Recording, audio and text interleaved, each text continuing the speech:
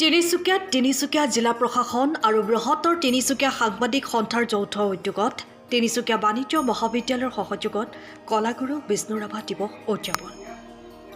তিনিচুকীয়া বাণিজ্য মহাবিদ্যালয়ত দিনজোৰা কাৰ্যসূচীৰে আয়োজন কৰা কলাগুৰু বিষ্ণু ৰাভা দিৱসত পুৱাই পতাকা উত্তোলন, স্মৃতি তৰ্পণৰ পাছতেই কলাগুৰুৰ আবক্ষ প্ৰতিমূৰ্তিত মাল্যাৰ্পণ আৰু বন্তি প্ৰজ্বলন কৰে বিধায়ক সঞ্জয় কিষাণে। পৰৱৰ্তী সময়ত তিনিচুকীয়া জিলাৰ মহাবিদ্যালয়সমূহৰ ছাত্ৰ ছাত্ৰীসকলৰ মাজত বক্তৃতা, ৰচনা, কুইজ আৰু ৰাভা সংগীতৰ প্ৰতিযোগিতা আয়োজন কৰে। সমান্তৰালভাৱে দিনৰ ভাগত জিলা আয়ুক্তৰ লগতে বহুকেইগৰাকী বিশিষ্ট ব্যক্তিৰ উপস্থিতিত এখনি মুকলি সভা অনুষ্ঠিত কৰাৰ লগতে আবেলিলৈ সংগীতানুষ্ঠানৰ আয়োজন কৰিছে উদ্যোক্তাসকলে। ধন্যবাদ জ্ঞাপন কৰিছোঁ উদযাপন সমিতিৰ সমবিষয়বৰ্গলৈ।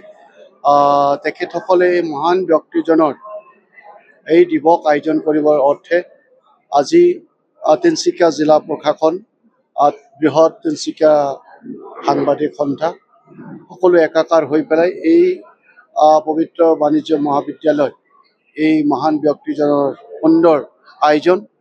গতিকে মই বিশ্বাস কৰিছোঁ বিষ্ণু ৰাভাদেৱ একেধাৰে বহুবিলাক জ্ঞানৰ এজন শক্তিশালী ব্যক্তি আছিল আৰু তেওঁ অসমবাসীৰ বাবে যিবিলাক আনেকি দাঙি ধৰি থৈ গৈছে, আজি তাৰিখতো তেওঁৰ গীতৰ কথাই কওঁ বা তেওঁৰ সংগ্ৰামৰ কথাই কওঁ বা তেওঁৰ নাটকৰ কথাই কওঁ বা তেওঁৰ গীতৰ কথাই কওঁ, সকলোতে আজি প্ৰত্যেকজন অসমীয়াৰ বাবে এই প্ৰয়োজনীয়তা আছে।